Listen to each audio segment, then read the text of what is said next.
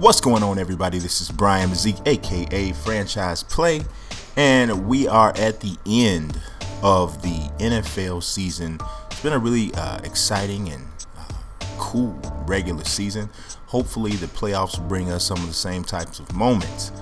So with the end of the regular season, the NFL draft order has been determined, and we found out, based off of another loss in week 17, that the Tennessee Titans would in fact get the number one pick in the 2016 draft.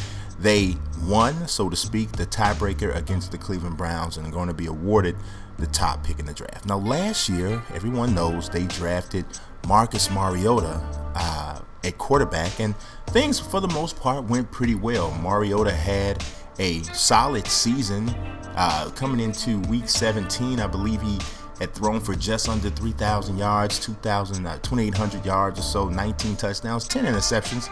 Interception total probably higher than what he and the Tennessee Titans would want, but without question, I don't think that anyone would say that the Titans need to go for a quarterback, because we know there's two quarterback prospects out there that probably has everyone excited, and that's Paxton Lynch from Memphis and Jared Goff from California.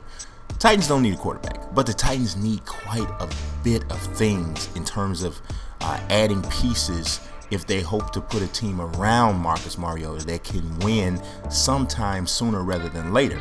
And because they have so many holes, which is pretty much natural with a team that finishes with tied for the worst record in the NFL, because they have so many holes, in my opinion, it is best for them to actually go ahead and trade that number one pick.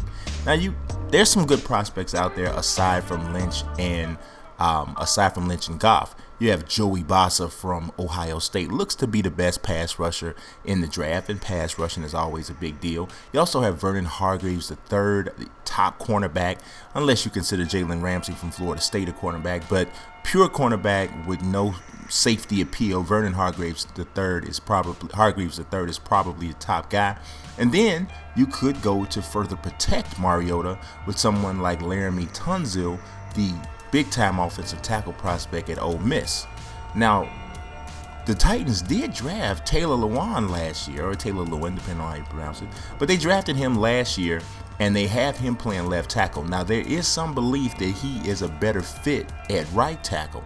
So, if the Titans did keep the pick, I would say the best pick for them would be Laramie Tunsil, because then you could take Tunsil and put him at left tackle, put Taylor at the right tackle, and you have one of the best, if not the best, young tackle tandems in the NFL. So that would make some sense. But here's the thing. It still only plugs one hole, and it only plugs a hole from a pass protection standpoint.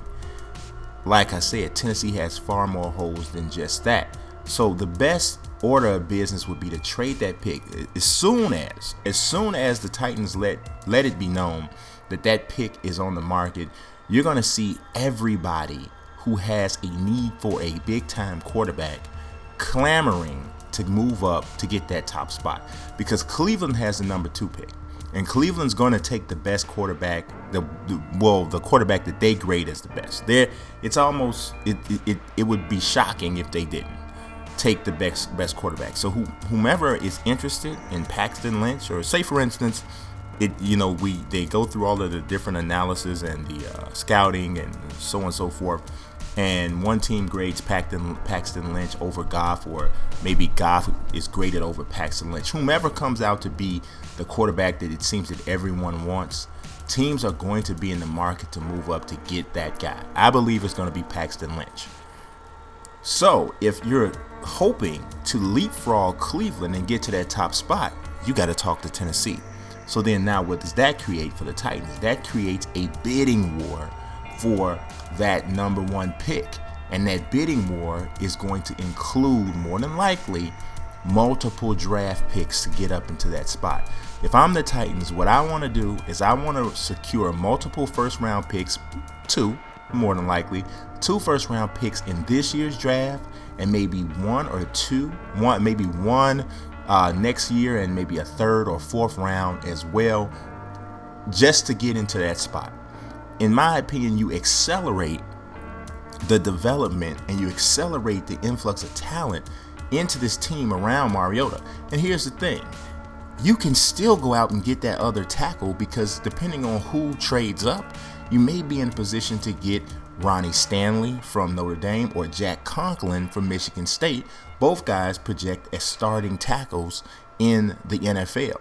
Or say, for instance, you want to go and get Mariota a wide receiver, which he desperately needs. The Titans' #1 receiver, or the leader in receiving yards this year, was tight end Delaney Walker.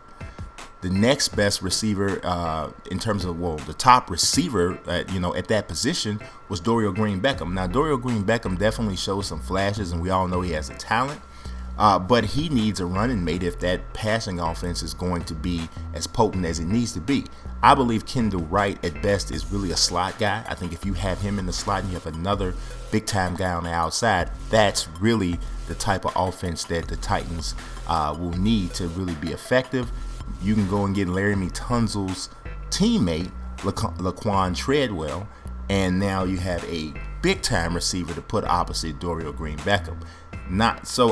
There's so many different ways that they can go, but I believe the best way for them to open up their options is to trade that #1 pick.